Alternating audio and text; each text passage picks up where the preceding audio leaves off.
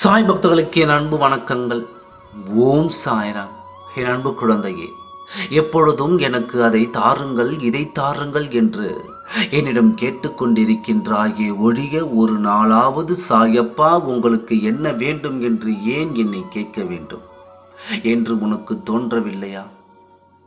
ஒரு முறையாவது உன் வாய் விட்டு என்னிடம் கேட்க மாட்டாயா என்று காத்திருந்தேன். நீ கேட்பதாகவே இல்லை. அதனால்தான் நானே உன்னிடம் கேட்க வந்து விட்டேன். அழுத பிள்ளைக்கு தான் தெரியும் தாய் என்பது. வாழ்க்கை அதாவது வழக்கமாகி விட்டது. அதனால்தான் நானே உன்னிடம் கேட்க வந்தேன்.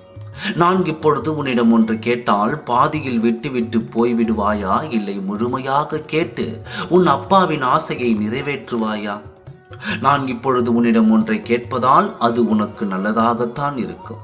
அதை நீ எனக்கு கொடுப்பதால் உன் வாழ்க்கையில் பல மாற்றங்கள் வருவதால் தான் இதை கேட்கிறேனே ஒழிய, இப்பொழுதும் எனக்காக நான் கேட்கவில்லை.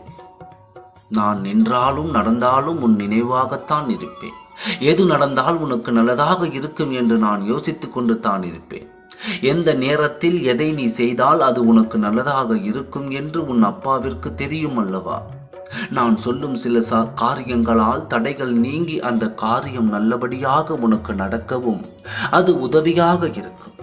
அதனால் நான் சொல்வதை யோசித்து நீ செய்தாய் என்றால் உன் இல்லத்திலும் உன் உள்ளத்திலும் உன் வாழ்க்கையிலும் இருக்கும் தடைகளை நீங்கி நல்லதை உடனே பெறுவாய். யோசிக்கின்றாயா? அப்பா, பெரிதாக கேட்டு விடுவேனோ என்று பயப்படுகிறாயா? பயப்படாதே, பெரிதாக கேட்க மாட்டேன். நான் கேட்பது எல்லாம் ஒன்றே ஒன்றுதான். அதாவது பசியோடு இருக்கும் பசியோடு இருக்கும் இல்லாத நபருக்கு உணவு வாங்கி கொடு. இதனால் நீ இழந்ததை பெறவும் தடைகளை உடைக்கவும் இது உதவியாக எனக்கு இருக்கும்.